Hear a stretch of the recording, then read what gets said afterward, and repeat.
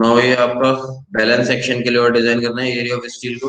ये तो अभी हमने मूवमेंट ऑफ रेजिस्टेंस देख लिया था लेक्चर 7 में, और लेक्चर 8 में हम बात करते हैं। लेक्चर 8 एंड 9 दो लेक्चर्स हैं हमारे आज। आपको बैलेंस सेक्शन डिजाइन करना है। How we design balance section.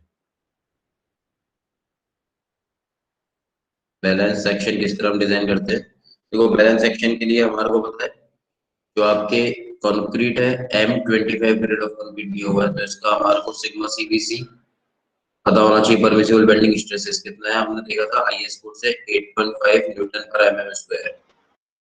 ठीक है, सिग्मा सीबीसी। ये पेज नंबर कहाँ से मिला था मुझे, पेज नंबर 91 पे दिया हुआ है आईएस 456 2000 के अंदर, अभी हमने देखा था। ठीक है, सिमिलरली ग्रेड ऑफ स्टील क्या दिया हुआ है आपको, Fe415। तो हमेशा Fe415 दिया हुआ है, तो इसका सिग्मा एसटी निकालना पड़ता है, परमिसिबल स्ट्रेसेस इन स्टील। ये आपका वैल्यू कितनी है, ये आपका 230 न्यूटन पर एमएम स्क्वायर दी हुई है।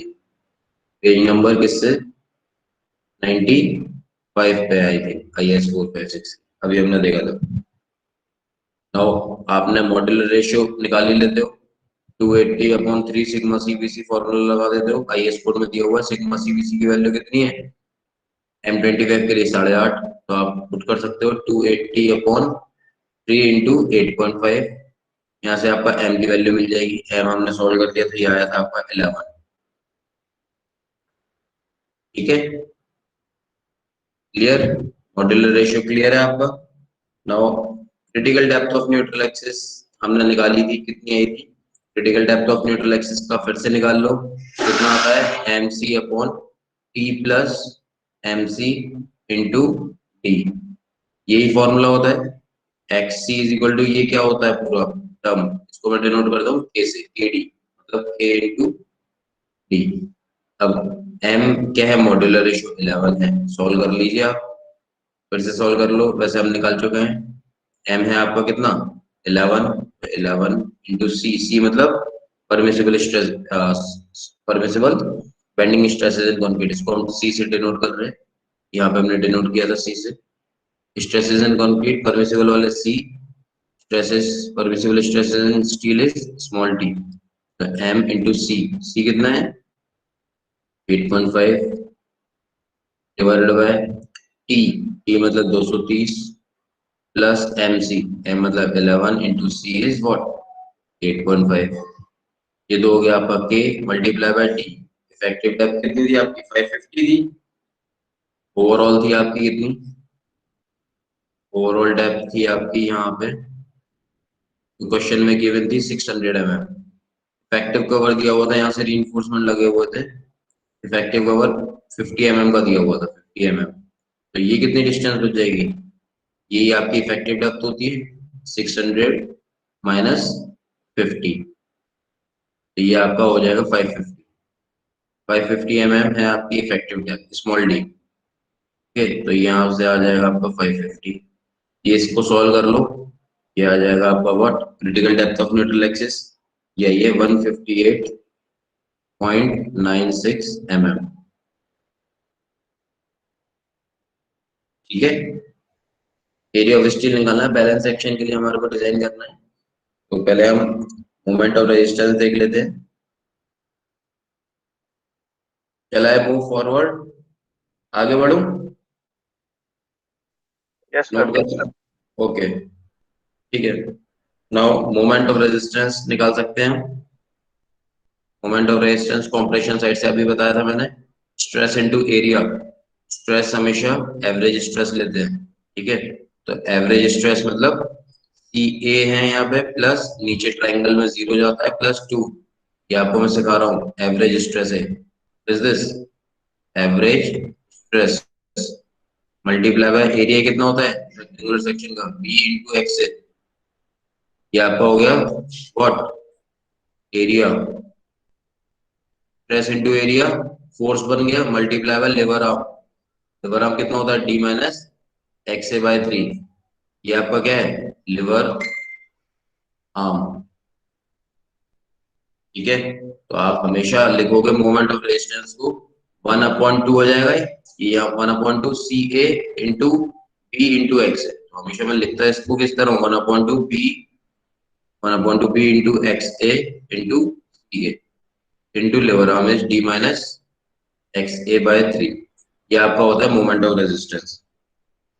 ठीक है, तो वैल्यू पुट कर दीजिए मोमेंट ऑफ रेजिस्टेंस की। 1/2 विड्थ कितना था आपका, width of cross section is 400 mm था। ये आपका 400 mm है विड्थ, ये आपका 400 हो जाएगा। एक्चुअल डेप्थ कितनी आई थी आपकी, एक्चुअल डेप्थ आपकी आई थी, एक्चुअल डेप्थ मतलब बैलेंस सेक्शन में तो आपका एक्स ए एक्चुअल डेप्थ की वैल्यू किसके बराबर होगी, क्रिटिकल डेप्थ के बराबर होगी। यस और नो बताइए ना। C sigma CBC, sigma CBC किसके बराबर होते हैं, सी ए के बराबर। और T A stresses in actual stress in steel, sigma S T upon M K. तो हमने एक्स सी निकाला था अभी, M C upon T plus M C, वही आपका एक्स एक्स से होगा। लिख सकते हैं यस और नो। अरे बैलेंस सेक्शन के लिए डिजाइन कर रहे हैं ना, we are designing for balance section. Balance section में तो हमारे सिग्मा सीबीसी सबके उसके बराबर होंगे। एक्स सी निकाल लिया हमने, ये एक्स ए के बराबर होगा बैलेंस सेक्शन के लिए। क्लियर। एक्स ए मतलब क्या लिख सकता हूँ, एक्स सी के बराबर लिख सकता हूँ ना, actual depth of neutral axis. Yes sir. Yes, तो एक्स सी कितना आया था अभी आपका, 158.96 इंटू सी ए को क्या लिख सकता हूँ, सी ए को क्या लिख सकता हूँ, सिग्मा सीबीसी। बैलेंस सेक्शन के लिए डिजाइन कर रहे हैं। सिग्मा सीबीसी की वैल्यू अभी कितनी थी, सिग्मा सीबीसी की वैल्यू 8.5 न्यूटन पर MM square for grid M25। क्या ये स्पोर्ट से निकाला है अभी हमने, फिर से दिखा देता हूँ, मैं दिखा दूंगा। ये मतलब सिग्मा सीबीसी, सिग्मा सीबीसी मतलब आपका 8.5 इंटू इफेक्टिव डेप्थ डी कितना था आपका 550, स्मॉल डी की वैल्यू 550 है, माइनस एक्स ए मतलब एक्स सी, ए भी निकला था हमने, एक्स सी लिख सकते हैं इसको 158.96, 158.96 बाय 3। ये पूरी इक्वेशन को अगर आप ये देखो, अगर आप देखोगे ये विड्थ है mm में, ये एक्स ए mm में है एक्चुअल डेप्थ, सी ए एक्चुअल स्ट्रेसेस कंक्रीट के, सिग्मा सीबीसी किसमें, न्यूटन पर mm स्क्वायर में। तो ये पूरी इक्वेशन है आपकी न्यूटन mm में। तो 10⁻⁶ से क्या कर दो, डिवाइड कर दो पूरी इक्वेशन को, तो आपका किलो न्यूटन मीटर में मिल जाएगा। ठीक है ना, इसको सॉल्व करके देख लीजिए, 134.31 किलो न्यूटन मीटर मिल जाएगा। मोमेंट ऑफ रेजिस्टेंस है, यूनिट क्या होती है मोमेंट की, force into perpendicular distance, kilo newton meter. Newton mm में मत निकालना, 10⁻⁶ से डिवाइड कर देना। निकाल के देख लीजिए एक बार, 134.31 आ जाएगा बैलेंस सेक्शन के लिए। एक और तरीका बताया था मैंने, मोमेंट ऑफ रेजिस्टेंस डराइव करवाया था। मोमेंट ऑफ रेजिस्टेंस हम किस तरह निकाल सकते हैं, क्यू बी डी स्क्वायर से। ये आपका एक फॉर्मूला बता देगा डराइव करा के, moment of resistance is what, Q into B into D square. Q क्या होता है हमारा, क्यू होता था हमारा what, 1/2 C into J into K, ये निकाला था हमने। यस, के कैसे निकालते हैं हम, K is equal to M C upon T plus M C से, ये हमने देखा था। जे कैसे निकालते हैं, जे 1 - k/3, 1 - k/3। यस और नो, तो क्यू निकल जाएगा 1/2 सी, सी पता है आपका सिग्मा सीबीसी है, सी मतलब सिग्मा सीबीसी। जे आपका 1 - k/3 से निकलेगा, के निकालना पड़ेगा वही M C upon T plus M C से। यहाँ से एम की वैल्यू मॉडल रेशियो की कितनी है 11, सी की वैल्यू कितनी है, permissible stresses 8.5 upon T plus M C, T है 230 स्टील की स्ट्रेसेस, प्लस एम सी मतलब 11 इंटू सी इज 8.5। सॉल्व करके बताइए कितना है के की वैल्यू, के की वैल्यू सॉल्व करो, देन के की जो वैल्यू आएगी 1 - के की वैल्यू पुट करो, जे की वैल्यू बताइए, के और जे आ जाएंगे, सी की वैल्यू डाल देना 8.5, क्यू की वैल्यू बता दो, क्यू मिल जाएगा हमारे को, बी इंटू डी करना है बस आपको, बी इंटू डी और करना है बस।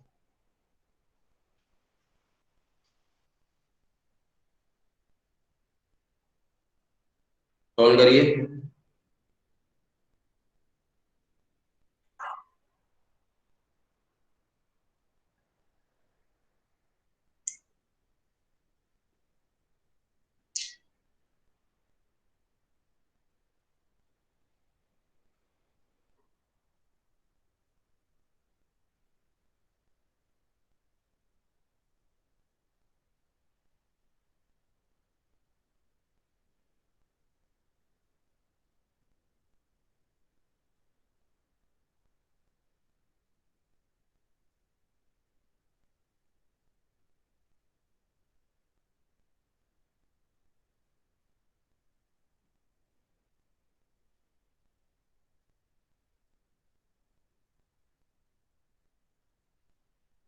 करा किसी ने के की वैल्यू?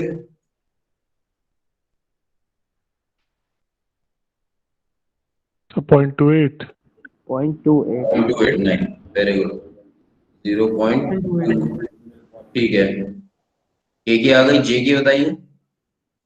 0.097. 0.09। 0.09 R. 0.09 या 0.9? 0.9. 90 आ रहा था। 904, ठीक है। Yes sir 0.9। ठीक है, अब के और जे की वैल्यू पुट कर दो। जे और के और सी की वैल्यू क्या होती है? Sigma C B C 8.5। इसको पुट करो 1/2 इंटू 8.5 इंटू जे इंटू के। क्यों बताओ?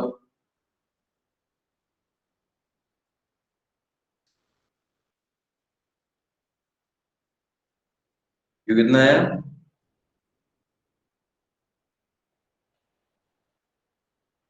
So 1.07. 1.07 आया, ठीक है। Yes. 1.07 तो क्यू आ गया आपका। तो मोमेंट ऑफ रेजिस्टेंस हमें बैलेंस सेक्शन के लिए क्या होता है? ये बैलेंस सेक्शन के लिए moment of resistance for balance section is equal to Q B D square. Q निकाल लिया हमने। क्यू कैसे निकालते हैं? 1/2 इंटू, ये सारे कोफिशिएंट्स हैं, क्यू के जे हमने डराइव किए थे ना। ये सारे आपको पता होना चाहिए। Q 1/2 C into J into K. और के कैसे निकालता है? M C upon T plus M C से। और के कैसे निकलता है? 1 - के/3। ये तो आपने निकाला ही था। आप critical depth of neutral axis भी जब निकालते थे, XC XC is equal to K D होता था वहां पे। ये हम यही तो लगाते हैं, M C upon T plus M C, T plus M C. यही तो है M C upon T plus M C. बस डी से मल्टीप्लाई कर देंगे तो एक क्रिटिकल डेप्थ बन जाएगी आपकी के डी। बट अब हमारे को कांस्टेंट है, कोएफिशिएंट है, तो के निकाला M C upon T plus M C से।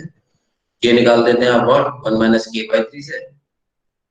और सी आपको पता है, और क्यू हो जाता है आपका 1/2 सी इंटू जे इंटू के। ठीक है, ये आपका। और मोमेंट और रेजिस्टेंस बैलेंस सेक्शन के लिए होता है formula Q B D square. ना बस आपको क्यू मिल गया, बी इंटू डी स्क्वायर और कर दो, मोमेंट ऑफ रेजिस्टेंस मिल जाएगा, इसी के बराबर मिल जाएगा आपको इतना ही लगभग, जैसे आपने कंप्रेशन साइड से निकाला बैलेंस सेक्शन। ठीक है, तो सॉल्व कर लीजिए। Moment of resistance for balance section is equal to Q into B into D square. Q value कितनी आई है आपकी? 1.07। बी कितना है? विड्थ 400। डी कितना है? 550 का स्क्वायर। इस पूरी इक्वेशन को भी 10⁻⁶ से डिवाइड कर दो।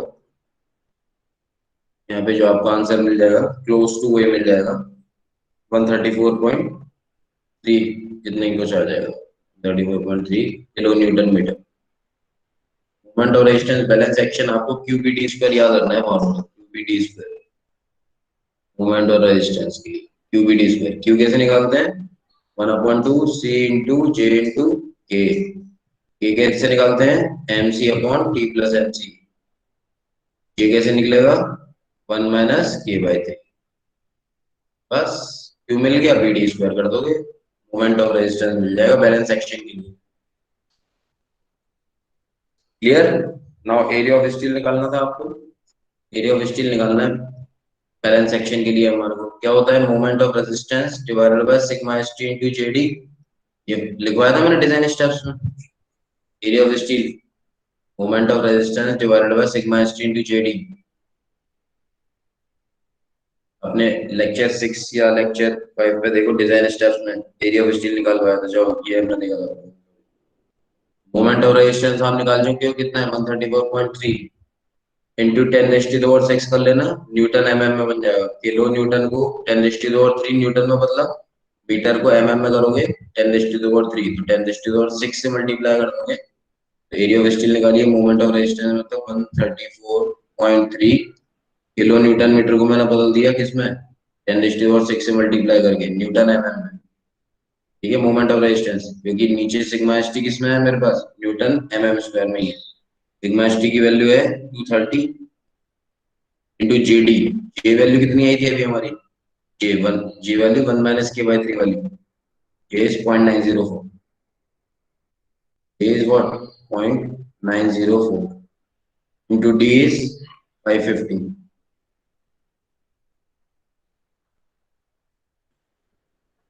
कितना है एरिया ऑफ स्टील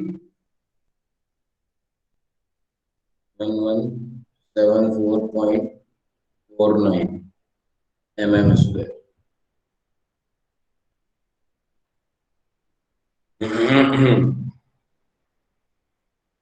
कितना है एरिया ऑफ स्टील का एक फॉर्मूला है ना, ये दिस इज फर्स्ट फॉर्मूला, निकाल सकते हैं हम यहां से। अरे डिजाइन फॉर्मूले में लिखवाया था ये formula area of sir steel. 1177.02। ठीक है, वो हमारी जो वैल्यू है वो कुछ कुछ अलग है ना, जो भी आपकी आ रही है वो एरिया ऑफ स्टील है ना। हमने यहाँ से जे और के में कुछ यहाँ के वैल्यूज को अलग चेंज कर दिया आपके हिसाब से, जो भी आएगी। क्लियर। Okay sir. ये एक एरिया ऑफ स्टील निकालने का एक फॉर्मूला है, moment of resistance divided by sigma S T into JD. Now tension side से एरिया ऑफ स्टील निकल सकता है ना, टेंशन साइड में एरिया ऑफ स्टील आता है। Moment of resistance tension side का क्या होता है, स्ट्रेस इनटू एरिया।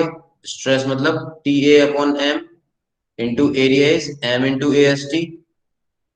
ए होता है into what lever arm T minus x A by 3, M से एम जाता है तो ये आपका क्या बन जाता है T A into A S T. A S T मिलना है हमारे को, ए एस टी निकाल सकते हैं यहाँ से D minus x A by 3। Clear, yes और नो। टी ए को हम क्या लिख सकते हैं बैलेंस सेक्शन के लिए sigma S T yes sir. Into A S T into T minus x A. Actual depth थोड़ी निकालेंगे, क्रिटिकल डेप्थ बताइए हमारे को बाय 3, मूवमेंट ऑफ रेजिस्टेंस है तो यहाँ से भी निकाल सकते हो area of steel. Area of steel कितना हो जाएगा, वही है movement of resistance divided bye ये वही फॉर्मूला है एक तरीके से जो अभी हमने देखा sigma S T into T minus X C by 3। Moment of resistance निकाला था अभी हमने, कितना था 134.31 न्यूटन mm में कर दिया 10⁻⁶ से मल्टीप्लाई करके। सिग्मा एस टी है 230 into D minus X C by 3। D कितना है 550 माइनस एक्स सी आया था आपका 158.96 बाय 3। सॉल्व करोगे ना अगर आप एरिया ऑफ स्टील वही आ जाएगा 1174.93। सेम ही आ रहा है 1174.93 area of steel. Tension side से है हमारा, है ना, टेंशन साइड से एरिया ऑफ स्टील आता है इक्वेशन में हमारे को पता है। टेंशन साइड से, टेंशन साइड से stress, this is what stress. फिर से बता रहा हूँ कॉन्सेप्ट्स क्लियर कर लीजिए। Into area, stress into area होता है आपका फोर्स, मोमेंट ऑफ रेजिस्टेंस होता है force into lever arm, this is what liver arm, force into lever arm. Tensile force tension side से लिया था तो टेंसाइल फोर्स हो गया आपका। ऐसे हम कंप्रेशन साइड से लेते हैं compressive force into lever arm. Lever arm same ही होती है, कंप्रेसिव फोर्स और टेंसाइल फोर्स के बीच का डिस्टेंस होता है lever arm D minus x A by 3।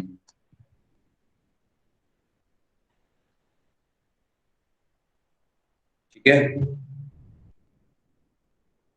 अब force of compression third area of steel अगर आपको निकालना है, फोर्स ऑफ कंप्रेशन और फोर्स ऑफ टेंशन को बराबर कर दो। चलो फोर्स ऑफ कंप्रेशन और फोर्स ऑफ टेंशन को आप इक्वल कर दो। ये आपका क्या है, force of compression is equal to force of tension. Force of compression बताइए क्या होता है, force of compression 1/2 P into x A into c a, यही होता है फोर्स ऑफ कंप्रेशन। फोर्स होता है ना स्ट्रेस इंटू एरिया, सी ए प्लस 0/2 P इंटू एक्स ए, ये फोर्स हो गया। इज इक्वल टू टेंशन के फोर्स क्या होगा, स्ट्रेस इंटू एरिया, मतलब T A into A S T. ऐसे भी एरिया ऑफ स्टील निकल सकता है हमारा। बैलेंस सेक्शन के लिए करा था हमने 1/2 P, एक्स ए को क्या लिख दूंगा, एक्स सी, सी ए को क्या लिख दूंगा, sigma C B C, equal to T A को क्या लिख दूंगा, sigma S T into A S T. Area of steel निकाल दो यहाँ से। Area of steel is equal to कितना हो जाएगा, 1/2 B into X C into sigma C B C divided by what, sigma S T. Value put करिए सबकी, check करके देखो एक बार। 1/2 विड्थ कितना था 400, एक्सी कितना था क्रिटिकल डेप्थ 158 समथिंग था 0.96, sigma CBC 8.5 divided by sigma ST is 230 230। Area of steel यहाँ से भी निकल गया आपका। एरिया ऑफ स्टील कैलकुलेट करना था, फोर्स ऑफ कंप्रेशन और फोर्स ऑफ टेंशन को इक्वेट कर दो, यहाँ से भी आपका एरिया ऑफ स्टील निकल जाएगा। एक और तरीका, टेंशन साइड से निकल जाएगा area of steel, stress into area है, एरिया ऑफ स्टील निकल जाएगा। बैलेंस सेक्शन के लिए बोला था ना आपको, तो बैलेंस सेक्शन में आपने प्रॉपर्टी डाल दी बैलेंस सेक्शन की, वरना मोमेंट और resistance of balance section, area of steel यहाँ से भी निकल जाएगा, sigma S T into JD. यहाँ से निकालिए, इससे सॉल्व करो, इसको बताइए कितना आ रहा है।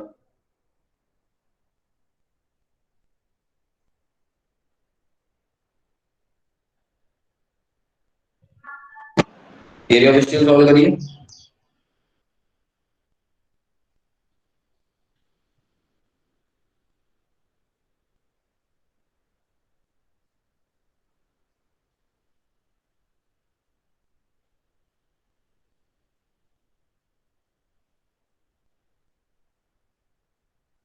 आ रहा है 1174 Yes, sir. वही आ रहा है। Yes sir. है ना। तो आपको एरिया ऑफ स्टील निकालना था, बैलेंस सेक्शन के लिए आपने निकाल लिया। आपको पता है कहाँ कहाँ से निकाल सकते हो, फोर्स ऑफ कंप्रेशन को फोर्स ऑफ टेंशन की इक्वेट कर दो, एरिया ऑफ स्टील मिल रहा है, ठीक है। एक और तरीका, टेंशन साइड से निकाल सकते हो, मोमेंट ऑफ रेजिस्टेंस होता है स्ट्रेस इनटू एरिया इनटू लेवर, वहां पे भी एरिया ऑफ स्टील मिल रहा है, मोमेंट ऑफ रेजिस्टेंस निकाल सकते हो, ठीक है। एक और तरीका, moment of resistance upon sigma S into GD, ठीक है। यहाँ से आपका बैलेंस सेक्शन के लिए क्यूबीडी स्क्वायर होता है, सिंपल। क्यू आपको पता है कोएफिशिएंट्स कैसे निकालना है, 1/2 सी इंटू जे इंटू के, सी सिग्मा सीबीसी होता है, जे आपका लिबराम कांस्टेंट होता है कोएफिशिएंट, ये आपका क्रिटिकल न्यूट्रल एक्सिस फैक्टर होता है ना, MC upon T plus NC, ये लिबराम कोएफिशिएंट है, जे माइनस के बाय 3 से निकलता है। बस ये आपको थोड़ा बहुत दिमाग में रखना है, अभी तो मैंने बहुत सारा चीजें बता दिया है, I hope it is clear. अब मैं अगर कंपैरिजन करके देखूं इसी क्वेश्चन को पूरे को, हमने इसमें अंडर इन्फो सेक्शन भी निकाला था, हमने इसमें बैलेंस सेक्शन भी निकाल दिया, हमने इसमें ओवर इन्फो सेक्शन भी निकाला था। दो पार्ट्स थे ना हमारे।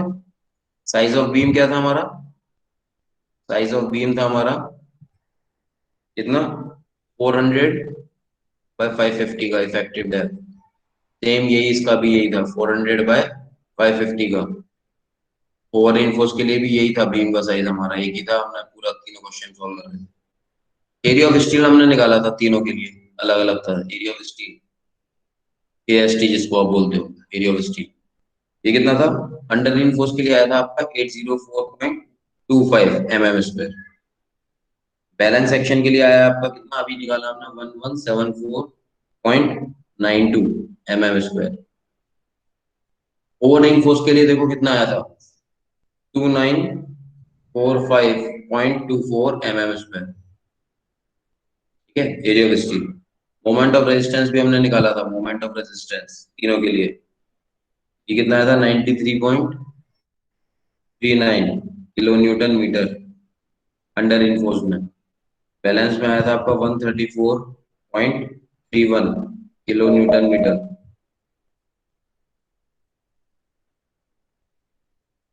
ठीक है, ओवर इनफोर्स में आपका मोमेंट ऑफ रेजिस्टेंस निकला था 183.91 किलो न्यूटन मीटर। ठीक है, डेप्थ ऑफ न्यूट्रल एक्सिस भी आपने निकाल ली थी यहाँ पे। डेप्थ ऑफ न्यूट्रल एक्सिस को हम डिनोट क्या करते हैं, एक्स के से, actual depth of neutral axis.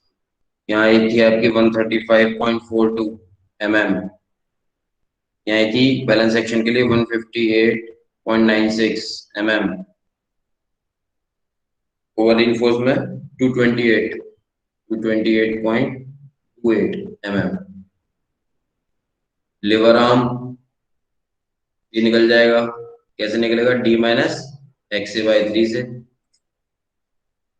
तो यहाँ से d माइनस स्मॉल d मतलब 550 में से x बाई 3, x वैल्यू ये है, बाई 3 कर दो, इसको कर दो, इसको कर दो। इसके हिसाब से भी हम एक कंपैरिजन देख रहे हैं। 504.86 लिवर आर्म आया है, इसका आया 497। हाँ ये वाला सर दोबारा बता दीजिएगा पार्ट दोबारा, क्या, लास्ट वाला पार्ट दोबारा बता दीजिएगा। 473.9 ये लिवर आर्म वाला क्या बताना है दोबारा। तो मतलब मूवमेंट ऑफ रेजिस्टेंस के बाद नीचे वाला समझ नहीं आया। मोमेंट ऑफ रेजिस्टेंस के बाद depth of neutral axis. Yes sir ये अच्छा डेप्थ ऑफ न्यूट्रल एक्सिस है। हाँ, ये हमारी निकल के आई थी ना एक्चुअल डेप्थ अंडर इनफोर्स में 135.42, हाँ सर आ बैलेंस गया। सेक्शन में 158, ओवर इनफोर्स में। अब आपको पता है, देखो अंडर इनफोर्स में एक्चुअल डेप्थ क्या होती है, कम होती है यस सर 135, बैलेंस सेक्शन में क्रिटिकल के बराबर होती है, ये क्रिटिकल निकली थी आपकी एक्सी के बराबर। ओवर इनफोर्स में एक्चुअल डेप्थ क्या होती है, ज्यादा होती है, यस 228 ज्यादा निकली है। लिवर आर्म आप निकाल सकते हो, एक्स से पता है d माइनस एक्स बाई 3 कर करके ये निकल जाएगा। ओके एरिया ऑफ स्टील हमने देखा था बेसिकली अंडर इनफोर्स में कितना कम था, बैलेंस सेक्शन में थोड़ा सा ज्यादा, ओवर में ज्यादा लगा। साइज ऑफ बीम आपका सेम है, सब कुछ देख रहे हो ना। डिजाइन करते हैं बैलेंस सेक्शन के लिए, डिजाइन करते हैं। ठीक है, एक्चुअल में जो भी आपका कोई भी ओवर इनफोर्स सेक्शन तो होते ही नहीं है, हमेशा अंडर इनफोर्स सेक्शन ही होता है। बैलेंस सेक्शन तो हमारे को बेसिकली मिलते नहीं है, बैलेंस सेक्शन हमारे को क्यों नहीं मिलते एक्चुअल में, क्योंकि बैलेंस सेक्शन कभी एक्चुअल में नहीं हो सकता ना। अंडर इनफोर्स वो जो आपका क्रिटिकल डेप्थ और एक्चुअल डेप्थ बराबर नहीं होगी हमेशा। एक्चुअल में प्रैक्टिकल पॉइंट ऑफ व्यू से हमेशा अंडर इन्फो सेक्शन ही रहता है, हमेशा अंडर इन्फो सेक्शन ही होता है। ठीक है ना, ये बैलेंस में कभी बैलेंस नहीं, पर डिजाइन हम करते हैं बैलेंस की। Okay sir. ठीक है, ये एक क्लियर हुआ।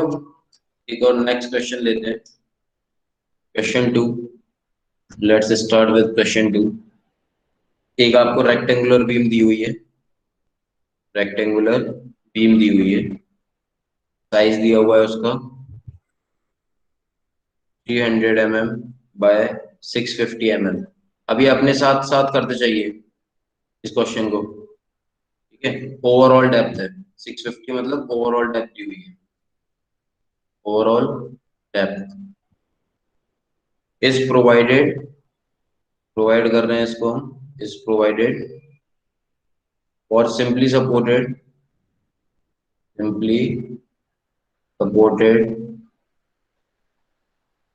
span of 6 meter, 6 meter simply supported beam के लिए आपको सेक्शन क्या दिया हुआ है, इतना। ठीक है, subjected to live load of 20 kilo newton per meter. Live load कितना दिया हुआ है, 20 kilo newton per meter, excluding self weight लिखा हुआ है इसमें, मतलब एक्सक्लूडिंग सेल्फ वेट, मतलब डेड लोड हटा के है लाइव लोड, मतलब एक्सक्लूड करके है, मतलब डेड लोड का वेट में हमारे को ऐड करना पड़ेगा टोटल लोड में। लाइव लोड दिया हुआ है 20 kilo newton per metre, self weight हटा के है, मतलब सेल्फ वेट को भी ऐड करना पड़ेगा अगर मैं टोटल लोड की बात करूँ, ठीक है, डेड लोड मतलब। क्लियर? पार्ट 1 में पूछा है उसने, find out the stresses, find out the stresses developed in steel and concrete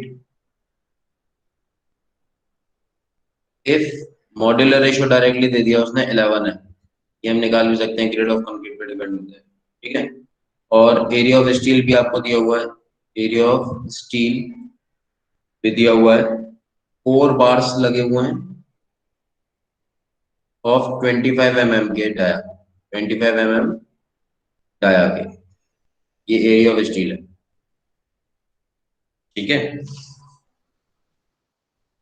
तो ये आपको स्ट्रेसेस कैलकुलेट करने हैं किसमें, स्टील में, मतलब स्टील के स्ट्रेसेस मतलब टीए निकालना है बेसिकली आपको, एक्चुअल स्ट्रेसेस इन स्टील, और कंक्रीट के स्ट्रेसेस मतलब सीए निकालना है, एक्चुअल स्ट्रेसेस इन कंक्रीट। यही है ना क्वेश्चन।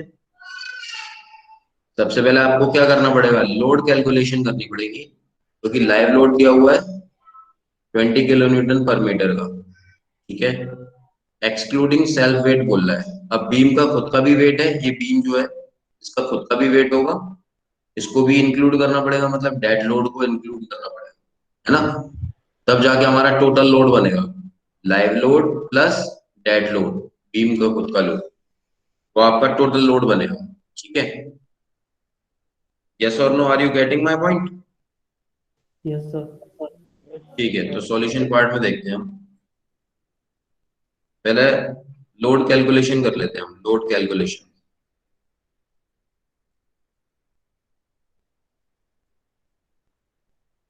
लोड कैलकुलेशन में देखो आपको लाइव लोड दिया हुआ है क्वेश्चन में, लाइव लोड कितना है 20 किलो न्यूटन पर मीटर, ठीक है। एक्सक्लूडिंग सेल्फ वेट बोल रहा है, मतलब सेल्फ वेट मतलब जो बीम का खुद का वेट है, 300 बाय 650 का सेक्शन है, इंटू इसमें कंक्रीट भी भरा होगा, कंक्रीट की डेंसिटी होती है 25 kilo newton per meter cube. तो जब मैं इसको आपस में मल्टीप्लाई करूंगा तो वेट मिल जाएगा मुझे डेड लोड का 300 बाय 650 इंटू कंक्रीट की डेंसिटी में लाऊंगा, तो बीम का खुद का वेट आ जाएगा, उसी को आप बोलते हो डेड लोड, उसी को आप बोलते हो सेल्फ वेट। तो आपको डेड लोड भी निकालना पड़ेगा, डेड लोड भी ऐड करना पड़ेगा। कैसे ऐड होगा, इसका विड्थ, इसका डेप्थ मल्टीप्लाई बाय इस, ये किससे बना होगा, कंक्रीट से बना होगा ना, सेल्फ वेट में कंक्रीट बीम की, बीम का सेल्फ वेट कैसे निकालोगे भाई, टोटल उसका क्या हो जाएगा, बी इंटू डी, 1 मीटर के लिए आप डिजाइन करते हो पूरा जो वॉल्यूम होगा, तो डेड लोड क्या हो जाएगा, देखो मीटर में कन्वर्ट कर देता हूं मैं, 0.3, ये 300 mm है, 0.3 मल्टीप्लाई बाय 0.65, डेड लोड निकालूंगा मैं 0.3 multiply by 0.65 multiply by 1 meter per meter के लिए निकालते हैं, ठीक है, 1 से मतलब पर मीटर के लिए निकालते हैं, मल्टीप्लाई बाय क्या हो जाएगा इसका, व्हाट, इसका आपका कंक्रीट, कंक्रीट की डेंसिटी, बीम में कंक्रीट होगा ना, कंक्रीट की डेंसिटी होती है आपकी 25 kilo newton per meter cube, तो आपको 0.3 मल्टीप्लाई बाय 0.65, तो आपका बीम का विड्थ और डेप्थ हो गया, पर मीटर के निकालते हैं हम 1 मीटर पर मीटर निकाला है, लाइव लोड भी पर मीटर, तो 1 मीटर पर इंटू 1 करते हैं multiply by density of concrete is 25, इसको सोल्व करो, डेड लोड आ जाएगा, मतलब बीम का खुद का वेट आएगा, बताइए कितना आया बीम का वेट। क्वेश्चन में तो स्पैन दिया है ना 6 मीटर, क्या, सर क्वेश्चन में स्पैन दिया हुआ है बीम का 6 मीटर, तो वो लेंथ नहीं हो सकती। ना ना ना ना ना ना, ना, ये तो आपका सिंपली सपोर्टेड है, ये तो 6 मीटर वो आपका बोल दिया हुआ है, सिंपली सपोर्टेड बीम का दिया हुआ है, हमारे को पर मीटर निकालते हैं ना, हमेशा डेड लोड निकालते हो आप, लाइव लोड कैसे निकाला है, पर मीटर निकाला है, 1 मीटर के लिए निकाला है, 6 मीटर है टोटल, तो टोटल लाइव लोड कितना हो जाएगा 20 इंटू 6, तो डेड लोड आपने पर मीटर के लिए निकाल दिया, तो टोटल लोड जब आप स्पान से मल्टीप्लाई कर दोगे तो टोटल लोड मिल जाएगा 4.875 4.875 875 4.875 यह आया kilo newton per metre, 1 metre के लिए आया है ना। तो लाइव लोड आपने निकाला, डेड लोड निकाल दिया। डेड लोड क्यों निकाला था? एक्सक्लूड कर रहा है सेल वेट को। ये बोलता लाइव लोड के साथ इंक्लूड कर रहा है सेल वेट को, तो ये कैलकुलेशन करने की जरूरत नहीं थी आपको, डेड लोड नहीं निकालना पड़ता। बीम का खुद का weight already self weight include है। क्लियर? और निकालते कैसे हैं dead load? Width into depth into per meter, मतलब 1 मीटर इंटू डेंसिटी। ये क्या है आपका? Unit weight of concrete. Unit weight of concrete, concrete का यूनिट वेट है 25 kilo newton per meter cube. ठीक है, डेड लोड निकल गया। लाइव लोड और डेड लोड को ऐड कर दो, टोटल लोड मिल जाएगा आपको। टोटल लोड आपका क्या हो जाएगा? What? Live load plus dead load. Live load है आपका 20 kilo newton per meter cube, पर मीटर सॉरी, और डेड लोड आया आपका 4.875। ये आपका आ जाएगा 24.875 kilo newton per metre. Now ये पर्टिकुलर लोड है, इसके लिए आपको ये जो आपका बेंडिंग मोमेंट निकालना पड़ेगा। मैक्सिमम बेंडिंग मोमेंट बीम का, जो सिंपली सपोर्टेड बीम है, स्पान जिसका 6 मीटर दिया हुआ है, उस पे जो आप टोटल लोड कितना एक्ट हो रहा है, dead load plus live load मिला के वो कितना है, ये है टोटल लोड। अब इस लोड की वजह से मैक्सिमम बेंडिंग मोमेंट कितना पड़ेगा बीम पे? मैक्सिमम बेंडिंग मोमेंट कितना पड़ेगा? सिंपली सपोर्टेड बीम दी हुई है 6 मीटर की, तो आपको पता है maximum bending moment simply supported beam के लिए कितना होता है? यूडीएल की तरह एक्ट होगा। मैक्सिमम बेंडिंग मोमेंट कितना होता है सिंपली सपोर्टेड बीम पे?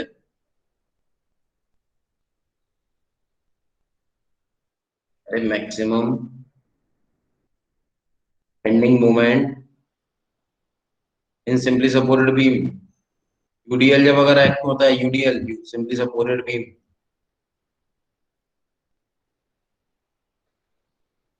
Maximum bending moment WL² by 8 नहीं आता है?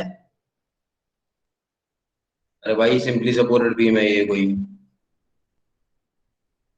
यूनिफॉर्मली डिस्ट्रीब्यूटेड लोड लग रहा है, यूडीएल ही लग रहा है ना ये, पर मीटर। मैक्सिमम कितना होता है maximum bending moment? This this is what positive होता है WL² बाई 8। अरे भूल गए क्या?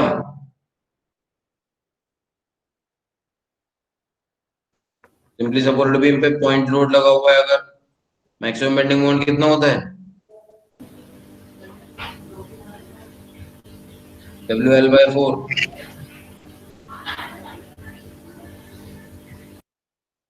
यस और no? Yes sir. Yes sir. तो maximum bending moment simply supported beam थी, तो बेंडिंग मोमेंट कितना आ जाएगा?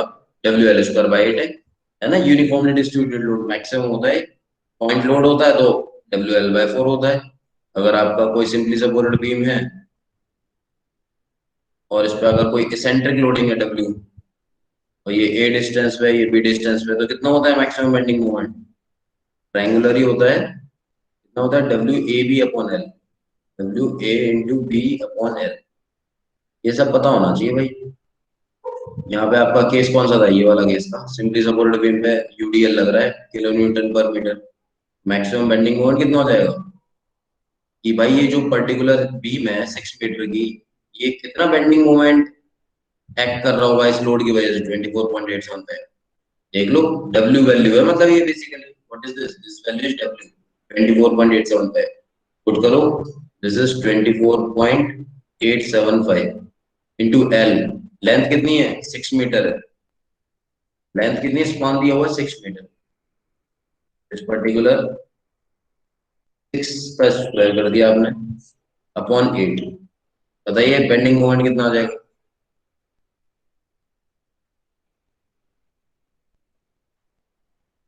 बेंडिंग मोमेंट बताओ। Sir 111.93 kilo newton meter. 111.93 kilonewton meter. Bending moment is always in kilonewton meter. हो गया? क्लियर? ये आपका आ गया बेंडिंग मोमेंट. ठीक है. नाउ अब आपको स्ट्रेस फाइंड करने हैं. ठीक है, स्ट्रेसेस निकालने हैं आपको.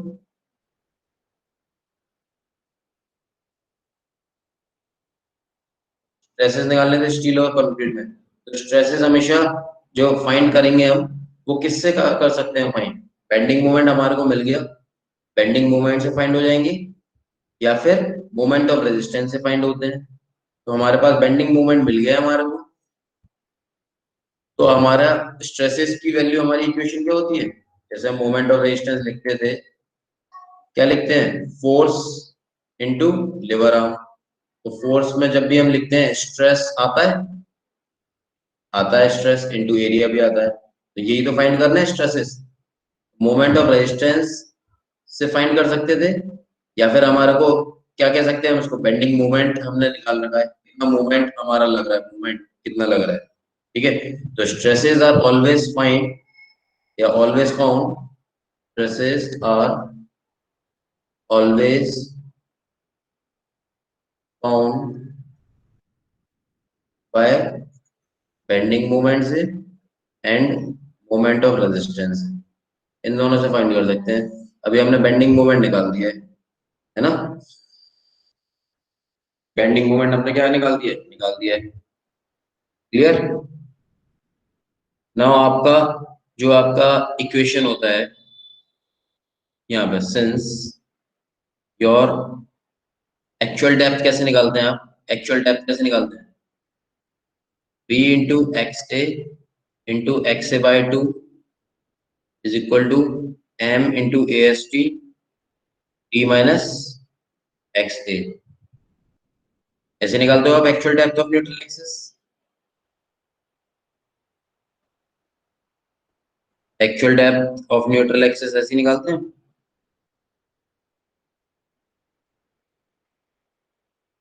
ये क्या करा हमने? b इंटू एक्स ए, वही आपका, ये आपकी जो बीम थी, this is your beam. Width कितना दिया था इसका? 300 mm. 300 mm. और ओवरऑल डेप्थ कितनी दी हुई है? 650. ओवरऑल है. कवर अगर मैं यहाँ पे एरिया ऑफ स्टील है मान लीजिए, और ये कवर मान लो मैं मानता हूँ 50 mm का, इफेक्टिव डेप्थ कितनी हो जाएगी? इफेक्टिव डेप्थ कितनी हो जाएगी अगर कवर 50 mm है तो? 600 सर.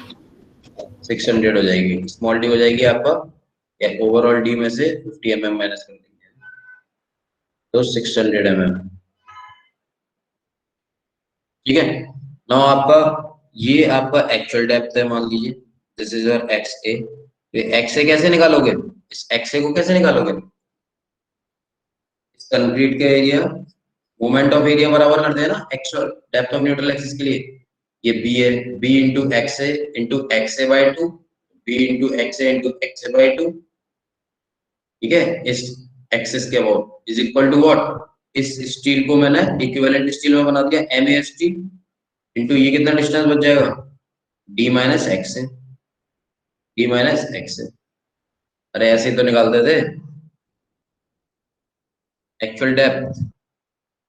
तो निकाल दीजिए. देयरफॉर बी कितना है? 300. एक्स ए कितना है निकालना है हमारे को? X A into X square by 2 is equal to M A S T. M modular ratio कितना दिया हुआ है क्वेश्चन में? 11. एरिया ऑफ स्टील कितना दिया हुआ है? दिया हुआ है क्वेश्चन में, एम दिया हुआ है 11. एरिया ऑफ स्टील है 4 बार्स दी हुई है 25 mm की, तो 4 इंटू 5/4 25 का स्क्वायर, ये एरिया ऑफ स्टील हो जाएगा. 4 इंटू 5/4 25 का square into what? D minus x a. D कितना है? 600. Small d minus x. Now x a को सॉल्व करके बताइए जल्दी से, एक्स ए की वैल्यू कितनी आई है? इस इक्वेशन को सॉल्व करो. Let's wait for everyone to solve this equation of XA. Actual depth solve करके बताइए।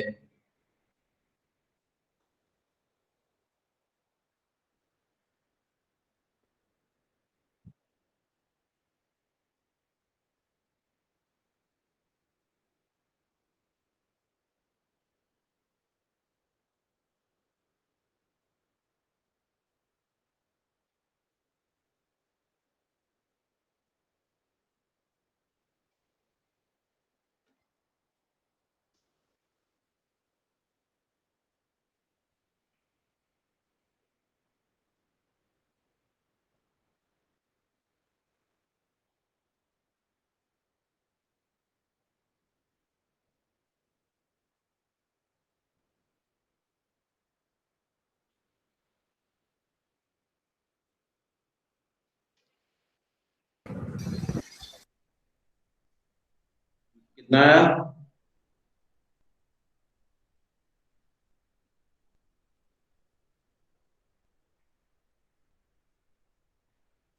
तो 230.6 230.6, very good. mm. So it is your 230.6 mm या फिर 57 mm, ठीक है। एक्चुअल डेप्थ आ गए ना। आपको स्ट्रेसेस फाइंड करने हैं। स्ट्रेसेस हमेशा फाइंड होते हैं मोमेंट ऑफ रेजिस्टेंस या फिर बेंडिंग मोमेंट से, है ना। तो हम क्या करते हैं हमेशा, बेंडिंग मोमेंट, जितना बीम पे मोमेंट अप्लाई हो रहा है और वो कितना रेजिस्ट कर पाए मोमेंट ऑफ रेजिस्टेंस को, बराबर कर दोगे तो आपको स्ट्रेसेस कहीं ना कहीं मिलेंगे। यही है ना। तो आपको देखो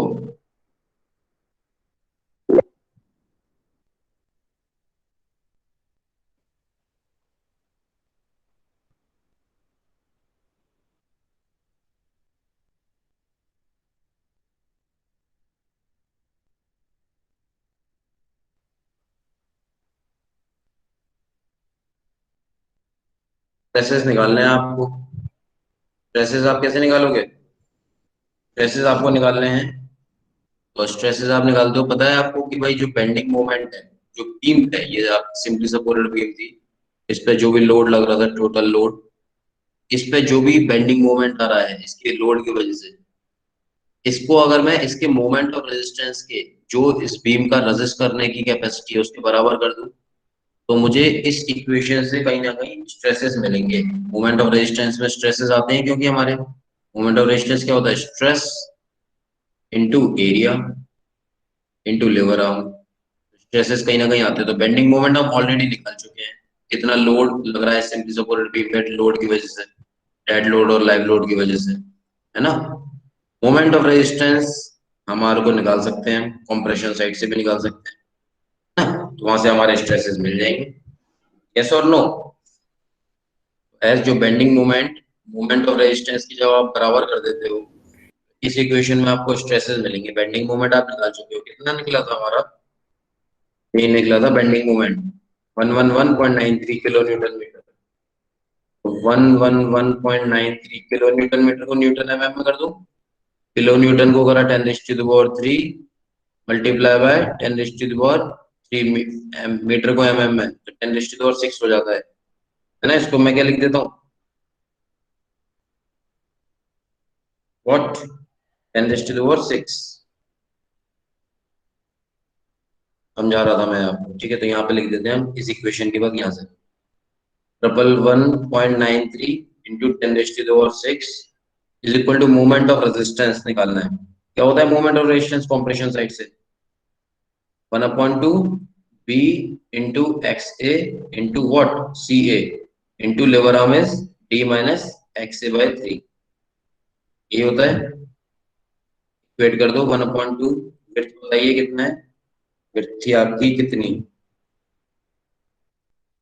300, width is 300 mm, 300 by X A. Actual depth आपने निकाली थी, अभी निकाला था यहाँ पे 230.6, 230.6। सी ए तो निकालना ही है भाई, स्ट्रेसेस ही तो निकालना है हमारे को, actual stresses, into D minus x A by 3। D कितनी हो जाएगी, 600 माइनस एक्सेस 230.6/3 और ये किसके बराबर है 1193 इंटू 10⁻6 के। इस पूरी इक्वेशन से सी निकालना है हमारे को बस। देखो आपको स्ट्रेसेस अगर फाइंड आउट करने हैं तो स्ट्रेसेस को हमेशा फाइंड आउट करते हो बेंडिंग मोमेंट और मोमेंट ऑफ रेजिस्टेंस को इक्वेट कर दोगे।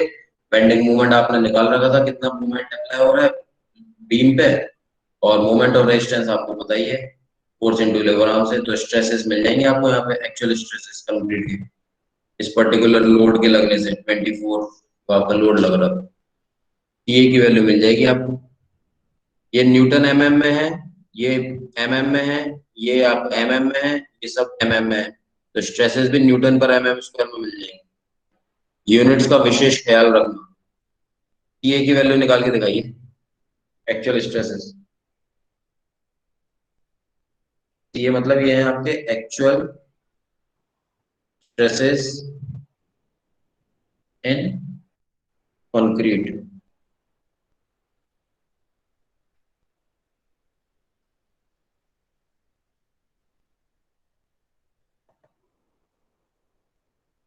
निकालिए Amardeep, Naveen, everyone, Ashish, Salomi, Sagar, Nikita, Jaskaran,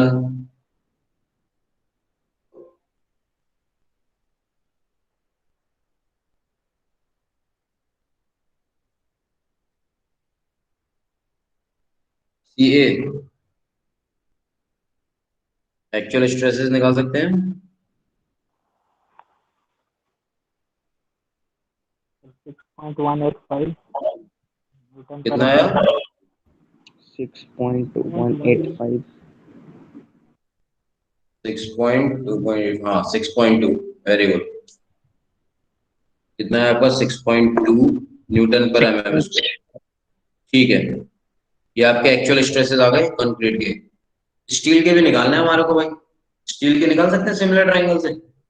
actual stresses concrete के पता है, स्टील के निकाल सकते हैं, आराम से निकाल सकते हैं भाई।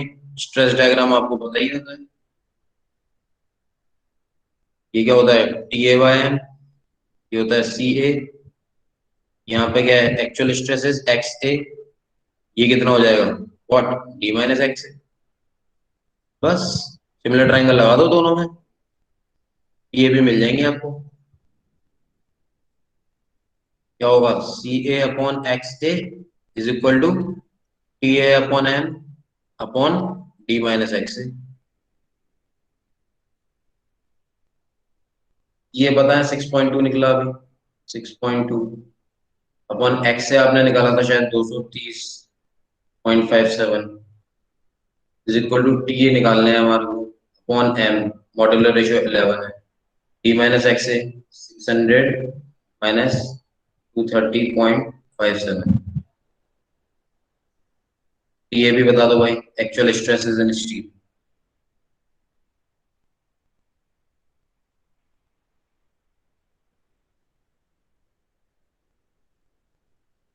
स्ट्रेसेस स्टील में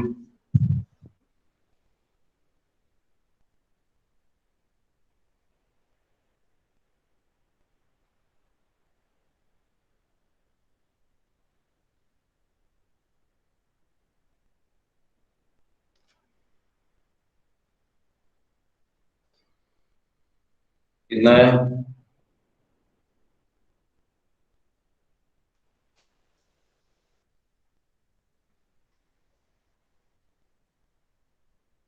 109.23 यही है 27 यस सर। न्यूटन पर एमएम।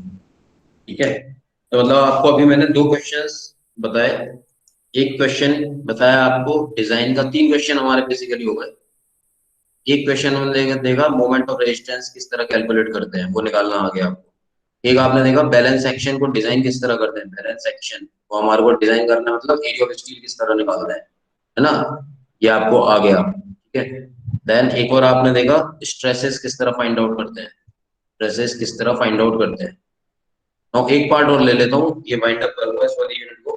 भाई डिजाइन सिंपल, जैसे आपने बैलेंस सेक्शन डिजाइन किया था वैसे आपका डिजाइन भी कर लोगे। ठीक है, तो एक और क्वेश्चन ले लेते हैं हम, लास्ट क्वेश्चन लेता हूं मैं इसमें।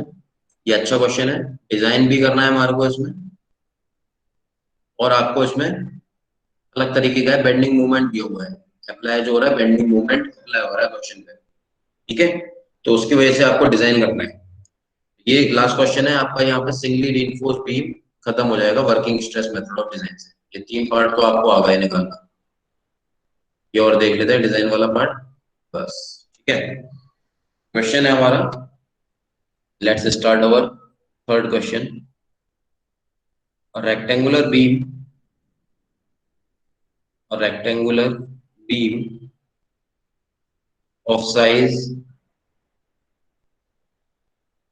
400 by 750 mm is to be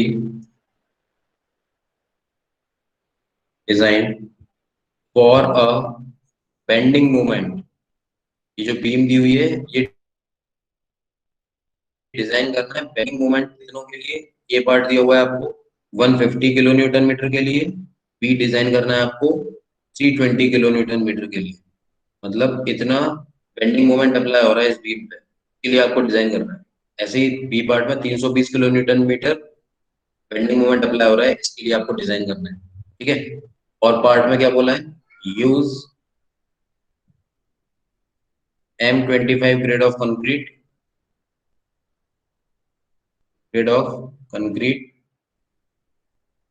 Fe415 steel, Fe415 grade of steel. और बोल रहा है डिजाइन करना है बीम को, डिजाइन द बीम, और बोल रहा है वो calculate the area of steel required and moment of resistance for balance section. Balance section के लिए डिजाइन भी करना है, एरिया ऑफ स्टील भी निकालना है, ठीक है। नाउ आपके पास क्या क्या गिवन है। नाउ अगर मैं सॉल्यूशन पार्ट की बात करता हूँ, ये आपके देखो बीम विड्थ ऑफ जो आपका क्रॉस सेक्शन है, ये आपकी विड्थ दी हुई है कितनी 400 mm। ओवरऑल डेप्थ दी हुई है, ओवरऑल नहीं है इफेक्टिव डेप्थ दी हुई है 750 mm ओवरऑल दी हुई है ना, ये है आपकी ओवरऑल। अगर 50 mm कवर लेते हो तो इफेक्टिव मिल जाएगी आपको कितनी 700। यहाँ पे मान लीजिए रीइंफोर्समेंट बार, ये 700 mm मिल गई आपको इफेक्टिव डेप्थ स्मॉल डी, ठीक है। ठीक है, नाउ देखो विड्थ पता है, विड्थ ऑफ बीम 400 mm, ठीक है। स्मॉल डी इफेक्टिव डेप्थ कितना हो गया 700 mm। ओवरऑल डेप्थ में से 50 mm मैंने कवर माइनस कर दिया, ओवरऑल डेप्थ थी कितना 750 mm minus cover is 50 mm, ये आ गया आपका 700 mm इफेक्टिव डेप्थ। तो आप क्या बोलते हो what effective depth, capital D को क्या बोलते हैं ओवरऑल डेप्थ, ठीक है। नाउ इस M25 ग्रेड ऑफ कंक्रीट और Fe415 ग्रेड ऑफ स्टील से क्या समझ में आ रहा है। M25 से समझ में आ रहा है आपको सिग्मा सीवीसी की वैल्यू निकालनी है हमारे को कितनी होगी, और Fe415 से सिग्मा एसटी की वैल्यू कितनी होगी। हमने 415 के लिए देखा ही था अभी आईएएस कोड में, सिग्मा एसटी की वैल्यू कितनी होती है 415 के लिए, पिछला क्वेश्चन सेम ही था 230 न्यूटन पर एमएम स्क्वायर। सिग्मा सीबीसी की वैल्यू कितनी होती है M25 के लिए 8.5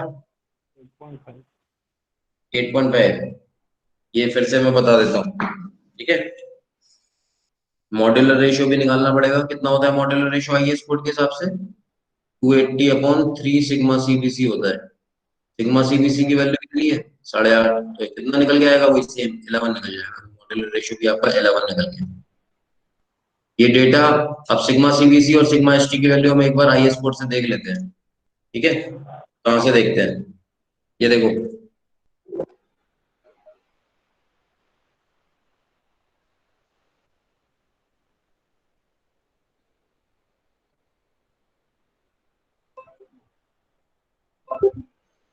ये हमने निकाला हुआ था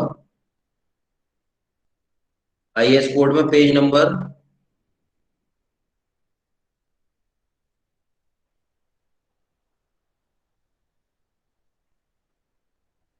92।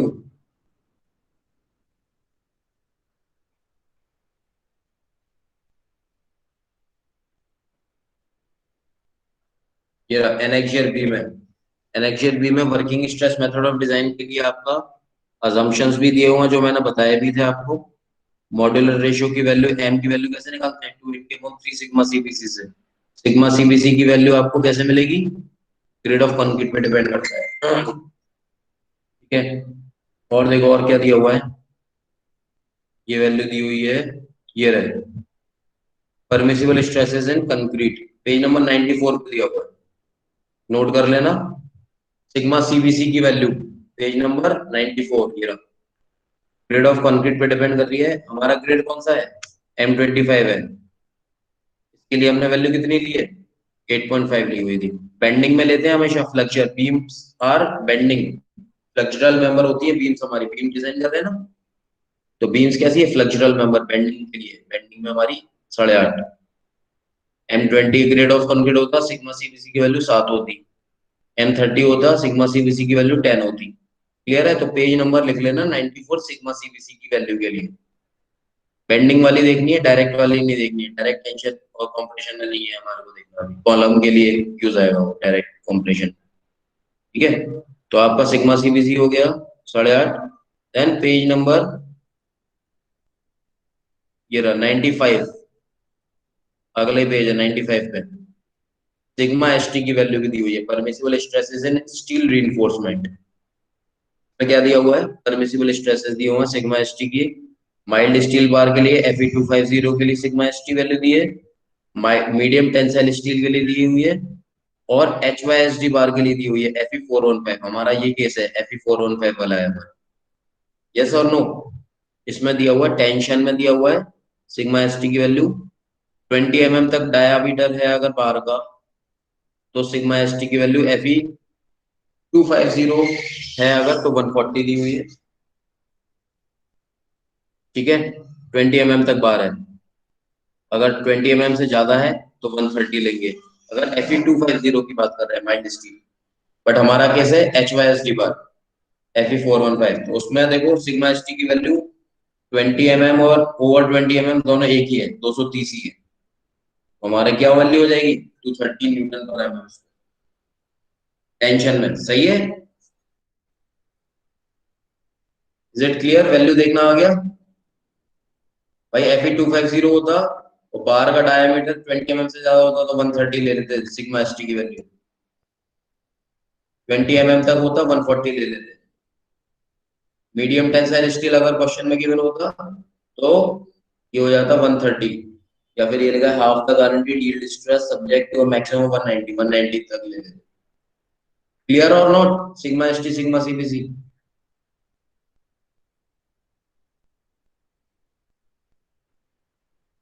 देखना आया,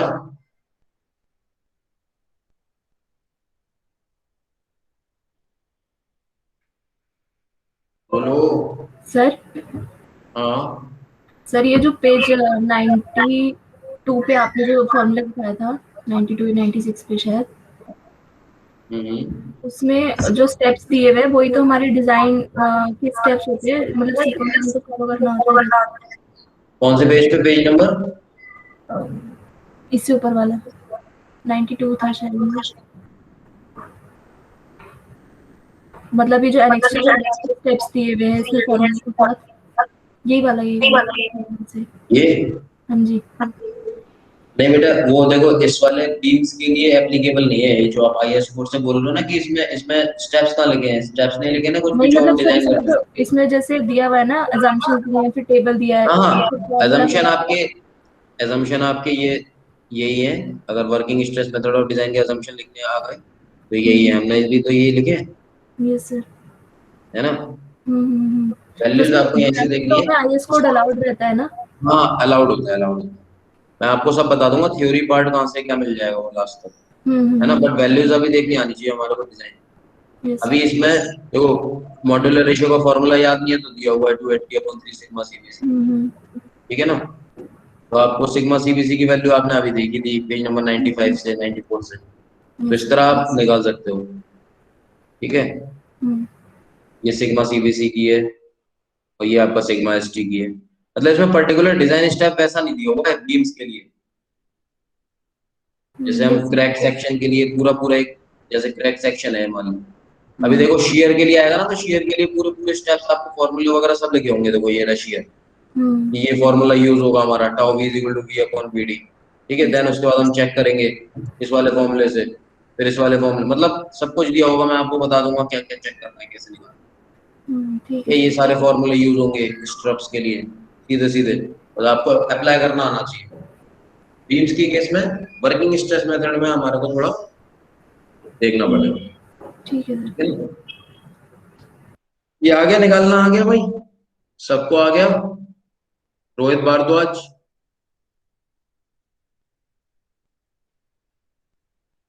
यस सर आ गया।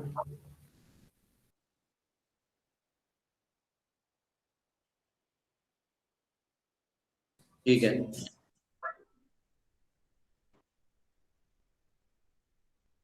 तो ये हमने देखो अभी वैल्यूज, ये हमने देखो निकाल दिया, ठीक है ना। अब लिख देता हूँ पेज नंबर 94 से थी, ये आपका है पेज नंबर 95 से। अभी कौन से पेज है, मैंने पीडीएफ के पेज से देखे हुए हैं, आईएस कोड के जो पेजेस हैं वो 74 कुछ समथिंग होंगे, देख लेना उसमें, ठीक है। ये अभी पीडीएफ के पेज से है, पीडीएफ के पेज से। जब आप हार्ड कॉपी में देखोगे ना तो पेज नंबर शायद 73 पे है कुछ, clear.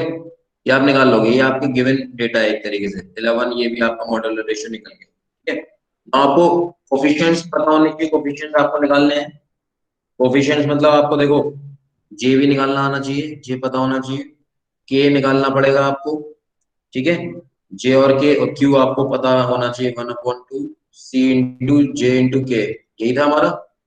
Moment of resistance balance section के लिए क्या होता है, मैंने बताया था, moment of resistance balance section के लिए, बैलेंस सेक्शन के लिए डिजाइन करना है क्यू बी डी स्क्वायर। तो आपको क्यू भी निकालना पड़ेगा, के भी निकालना पड़ेगा, जे भी निकालना पड़ेगा। ये क्या होता है NC upon T plus MC निकाल लोगे। जे क्या होता है 1 - k/3 निकाल लोगे। क्यू भी निकल जाएगा, जब जे और के निकल जाएगा, सी मतलब सिग्मा सी बी सी है 8.5, क्यू भी निकल जाएगा। ये सारे निकल जाएंगे कॉन्स्टेंट्स, यस और नो। यस सर निकल गया। अरे तो अब तो बहुत बार करवा दिया ये निकालो चलो। M C upon T plus M C, M की वैल्यू कितनी है 11, सी कितनी है 8.5, upon T is 230 plus M कितना है मॉड्यूलर रेशियो 11, सी कितना है 8.5, सॉल्व कर लो वही आ गया है। तो फिर से 0.289, 0.289। जब के मिल गया आपको, के की वैल्यू पुट करो, 1 - k/3 इज 1 - 0.289 डिवाइडेड बाय 3, ये सॉल्व कर लो, ये आ गया आपका 0.904, ये आ गया। क्यू निकाल लो, 1/2 सी मतलब sigma C B C 8.5 into j, j कितना आया 0.904 मल्टीप्लाई बाय के कितना आया 0.289, सॉल्व करो 1.1103, 1.1103, अपने आप करते रहना सॉल्व, ठीक है। अब moment of resistance for balance section होता है क्यूबीटी स्क्वायर, क्यू वैल्यू डाल दो 1.1103, विड्थ कितना है बी, बी था आपका 400 mm, active death small D कितना है 700 mm, 700 का स्क्वायर, सॉल्व कर लो इसको, डिवाइडेड बाय 10⁻⁶ से कर देना, ये आपका आ जाएगा किलो न्यूटन मीटर में 217.56 kilo newton metre. Moment of resistance आपने निकाल लिया, clear. Now area of steel balance section के लिए एरिया ऑफ स्टील भी निकलवा रहा है। तो area of steel for balance section, area of steel और बैलेंस सेक्शन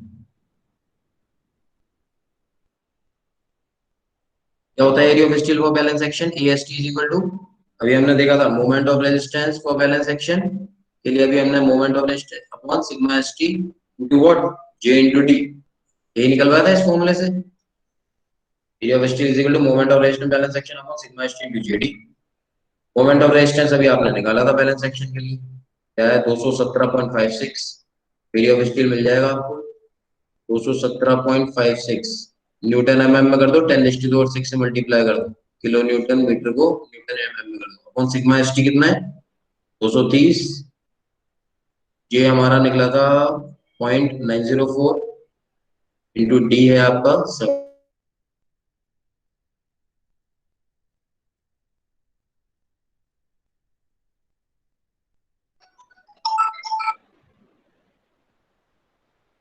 आवाज आ रही है बेटा, आवाज आ रही है? Yes sir. ओके ठीक है। हाँ yes, area of steel for balance section कितना आ गया 1495.2 mm स्क्वायर। क्लियर? नाउ अब आप देखिए जरा, ये जो आपका क्वेश्चन था इसमें बोला है बीम को डिजाइन करना है, और जो बेंडिंग मोमेंट बीम पे बेंडिंग मोमेंट जो अप्लाई हो रहा है, फर्स्ट पार्ट है 150 किलो न्यूटन मीटर, मतलब आपका बीम पे जो मोमेंट अप्लाई हो रहा है कितना हो रहा है 150 किलो न्यूटन मीटर का, और बीम की खुद की मोमेंट ऑफ रेजिस्टेंस कितना निकल के आया हमारा, कितना निकला है 217, मतलब जो अप्लाइड बेंडिंग मोमेंट है, बेंडिंग मोमेंट जो आपका बीम पे अप्लाई हो रहा है लोड की वजह से, वो कितना है 150 किलो न्यूटन मीटर, और बीम की कैपेसिटी कितनी है, मोमेंट ऑफ रेजिस्टेंस कितना है 217, मतलब बीम बाकी का लोड भी रेजिस्ट कर सकती थी ना, रेजिस्ट करने की कैपेसिटी ज्यादा है, लोड अप्लाई हो रहा है कम, इसका मतलब सेक्शन हुआ अंडर रेनफोर्स सेक्शन। से क्या सिग्निफाई हुआ भाई, बेंडिंग मोमेंट आपका क्या है कम है, मोमेंट ऑफ रेजिस्टेंस कैपेसिटी से, बेंडिंग मोमेंट कितना है 150 है, अप्लाई लोड हो रहा है 150 का, रेजिस्टेंस कैपेसिटी कितनी निकली है बीम की 217, इसका मतलब ये केस क्या है अंडर रेनफोर्स सेक्शन। अरे भाई जितना हमारी रेजिस्टिंग कैपेसिटी है बीम की वो ज्यादा आई है, और आपका लोड कम लग रहा है, तो अंडर रेनफोर्स सेक्शन हुआ। और दूसरा पार्ट देखो, दूसरा पार्ट डिजाइन करना है आपको 320 किलो न्यूटन मीटर के लिए, मतलब बेंडिंग मोमेंट जो बीम पे बेंडिंग मोमेंट अप्लाई कर रहे हैं वो कितना है 320 अप्लाई कर रहे हैं, और बीम की खुद की कैपेसिटी कितनी आई है हमारी निकल के, रेजिस्टेंस कैपेसिटी 217, तो बीम क्या हमारे को कैसे डिजाइन करना पड़ेगा बीम को, ओवर रेनफोर्स सेक्शन की तरफ। भाई बेंडिंग मोमेंट ज्यादा अप्लाई हो रहा है ना बीम पे 217 से भी ज्यादा, अगर आपका वेट है 80 किलो और आपको मैं बोल दूं कि आप 100 किलो उठा लो, तो आप उठा पाओगे?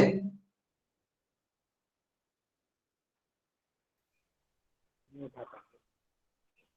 समझ रहे हो मैं क्या कहना चाह रहा हूँ? दिक्कत होगी ना? Yes sir. सेम यही कह रहा है पार्ट यहाँ पे, बेंडिंग मोमेंट है आपका 150 का, बीम की कैपेसिटी 217 है, तो आपको ये जो सेक्शन हो डिजाइन करना पड़ेगा अंडर रिइंफोर्स की तरह डिजाइन करना पड़ेगा। दूसरा पार्ट है 320 के लिए डिजाइन करना है आपको बेंडिंग मोमेंट, और कैपेसिटी कितनी है कम है 217 ही है। भाई मोमेंट ऑफ रेजिस्टेंस मतलब बीम रेजिस्ट कर पा रहा है इतना, बस कितना ही रेजिस्ट कर पाएगा, इसके ऊपर का रेजिस्ट करने के लिए सेक्शन को डिजाइन करना पड़ेगा ओवर रिइंफोर्स की तरह। ये पार्ट क्लियर है मैंने क्या बोला आपसे?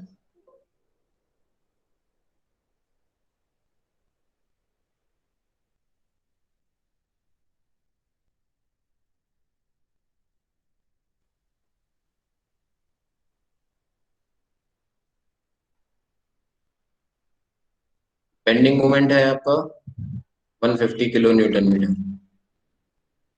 मोमेंट ऑफ रेजिस्टेंस कितना है आपका बीम का 217, मतलब जो लोड अप्लाई हो रहा है बीम पे, यार बेंडिंग मोमेंट मतलब इस ये मोमेंट अप्लाई हो रहा है, अप्लाइड मोमेंट है बीम के ऊपर।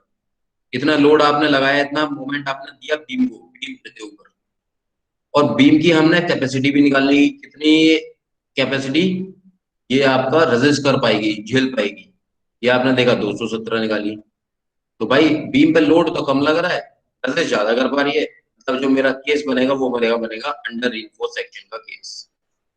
दूसरा पार्ट है आपका बेंडिंग मोमेंट है आपका 320 T20 किलो न्यूटन मीटर। और रेजिस्ट कितना कर पा रहा है bending moment, moment of resistance 217। मतलब बीम पे जो लोड लग रहा है वो ज्यादा लग रहा है as compare to resisting capacity से। तो उसको मुझे डिजाइन करना पड़ेगा ओवर रीइंफोर्स सेक्शन। जो आपके रीइंफोर्समेंट प्रोवाइड है वो सफिशिएंट नहीं है, अंडर रीइंफोर्स नहीं है, स्ट्रेसेस हैं आपके, मतलब आपके जो आपको रीइंफोर्समेंट और प्रोवाइड करना पड़ेगा इस बेंडिंग मोमेंट को रेजिस्ट कराने के लिए। अरे तभी तो कराओगे, अदरवाइज कैसे फील नहीं हो जाएगा? यस और नो? Yes sir. सलोमी को समझ में आ गया, औरों को नहीं हमारा समझ में? चला गया सर। आ गया सर। आ गया, ठीक है। तो ये दो जो पार्ट है इसके लिए डिजाइन करना है, जब अंडर इनफोर्स के लिए केस वन, और दूसरा ओवर इनफोर्स के लिए डिजाइन करना है बीम। बस ये यहाँ से मतलब मेन पर्पस ये था मेरा कि बेंडिंग मोमेंट जब आपको दिया होगा बीम पे और आपको फिर डिजाइन करना पड़ेगा, तो आपको ऐसे चेक करना पड़ेगा। क्लियर? इसको हम देखेंगे नेक्स्ट लेक्चर में डिजाइन। देन इसके बाद डबली रीइंफोर्स पढ़ेंगे, डबली रीइंफोर्स वर्किंग स्ट्रेस से। देन वर्किंग स्ट्रेस खत्म करके हम स्टार्ट करेंगे अपना what, limit state method of design. फिर वहां पे से फिर सिंगली पढ़ेंगे, फिर वहां डबली पढ़ेंगे। ये हो गया लेक्चर।